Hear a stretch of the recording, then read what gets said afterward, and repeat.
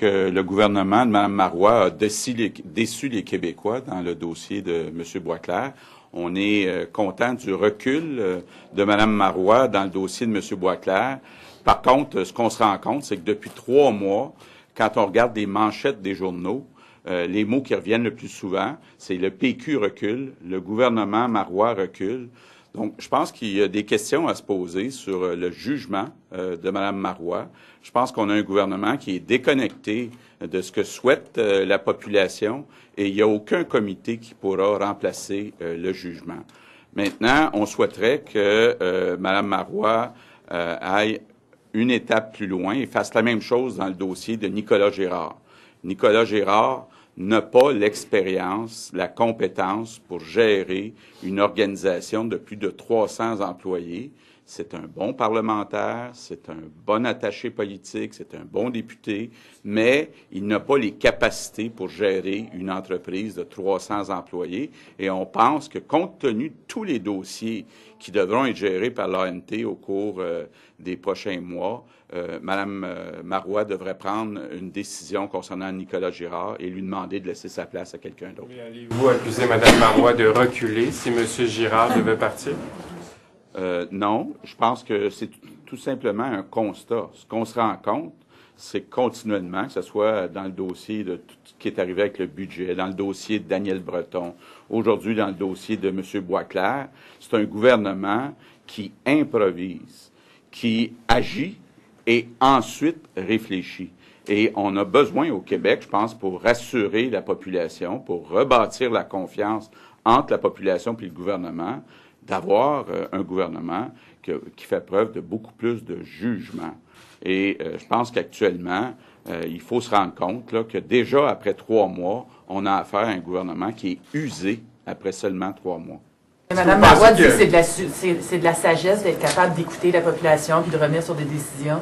Bien, écoutez, je pense que il y a personne qui peut être contre le fait qu'il y a une certaine sagesse à admettre ses erreurs, mais quand les erreurs s'accumulent, un gouvernement, après seulement 3 mois, je ne sais pas si on a déjà vu un gouvernement faire autant d'erreurs en 3 mois. Je pense que ça devient inquiétant parce qu'à chaque nouvelle qu'on va avoir du gouvernement, bien, on va être en droit de se demander si le lendemain ou la semaine suivante, il va y avoir encore un recul. Donc, je ne pense pas que ce soit comme ça qu'on puisse rebâtir la confiance. Le mandat du comité des sages devrait être élargi à toutes les nominations du Conseil des ministres ou si vous êtes satisfait du fait que ce soit pour les emplois supérieurs? Ça fait partie de nos propositions à la Coalition Avenir Québec. On pense que les emplois importants devraient être vus en commission parlementaire. Il devrait y avoir un regard extérieur de poser avant une nomination. Peut-être ça aurait prévenu le genre de dossier qu'on vit avec M. Boisclair. Est-ce que par définition, les nominations du Conseil des ministres n'ouvrent pas la porte à des nominations partisanes? Bien, écoutez, il faut être prudent quand on dit nomination partisane. Moi, j'ai rien contre quelqu'un qui est compétent, même s'il vient d'une allégeance qui est la même que celle du gouvernement. Là où on a un problème, c'est quand on nomme quelqu'un qui n'a pas la compétence ou qu'on donne une faveur qui est vraiment non standard, là, comme c'était le cas dans le cas de M. Boisclair. Si vous étiez au pouvoir, M. Legault, est-ce que vous vous engageriez justement à revoir la façon de procéder dans les nominations et de faire en sorte que, vous avez dit, vous venez de dire, les emplois importants devraient être revus en commission parlementaire. Est-ce que vous pourriez vous engager à faire ça? On a déjà pris cet engagement, mais vous savez, parce que c'était mentionné par la première ministre lorsque j'avais posé les premières questions sur André Boisclair. En campagne électorale, j'ai dit que c'était important que les présidents de sociétés d'État et les sous-ministres des ministères importants soient des personnes avec lesquelles on a un accord sur les grands changements qui sont à faire. Par contre, il n'est pas question de commencer à donner des permanences à des gens qui viennent servir l'État pour quelques années. C'est là qu'il y avait le problème avec André Boisclair. Puis je trouve ça quand même surprenant que ça ait pris même plus que quelques heures à Mme Marois pour comprendre que c'était là qu'était le problème. C'était pas sur la compétence d'André Boisclair comme délégué général du Québec. Comme si demain, Mme Marois nous annonce qu'elle nomme un nouveau président d'Hydro-Québec, par exemple. Je pense qu'il y a des sérieux doutes sur les orientations qu'a prises Thierry Vandal. Ben, ce qu'il faudrait s'assurer, là, c'est qu'il n'y a pas de parachute doré comme on l'avait fait pour M. Boisclair. Mr. Legault, Yeah. what's the message that you were trying to send in the House when you started naming all these business leaders who think that the I think university... we have a government that is disconnected with the population. I think that it was pretty clear that we cannot have somebody like Mr. Breton as Minister of Environment. We cannot name Mr. Boisclair with a salary of $170,000 for all his life. I think that it's a question of judgment, and no committee would be able to replace good judgment. And I think that we have, only after 3 months, a whole government. On universities, the spending estimates indicate that universities are only getting an increase of about $50 million next year. The point that you were making during question period is that there's a consensus that universities need more. That's right. I think that the underfinancing is about $500 to $600 million per year. This morning, we have 50 leaders of our community saying to the government, hey, you're in the wrong direction.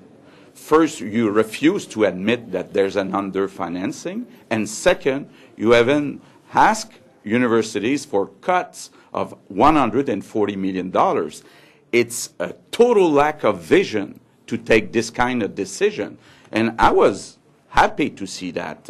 Last Monday, I had a meeting with Heather Monroe Bloom at McGill University. It's terrible, the situation of McGill. Many people think that McGill is in good shape financially. It's not the case. They are in tough shape. The real estate has some problem.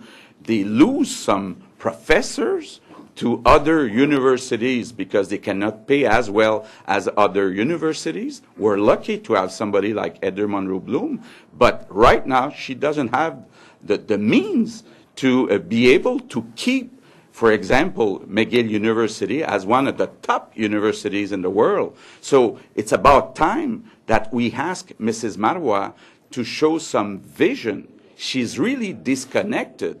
And when you see people like Gilbert Rozon or Denis Arcand or Laurent Baudouin or Louis Vachon saying all the same thing, that you have to finance better our universities for our future, I think it's a strong message that this government is disconnected. Did Mrs. Marois make a mistake? For sure. She admitted this morning that she made a mistake with Mr. Boisclair, but I think that what we've seen in the media, in the newspapers in the last 3 months is Parti Québécois is backtracking. It's this kind of headline every day. So we have really to admit that we have a government with a total lack of judgment. That's what you said in French? Sorry? And it's a government that's used up? Is that what you said? Yes, it's used up. It's a government that after 3 months is already used up, like Mr. Charest was after 9 years.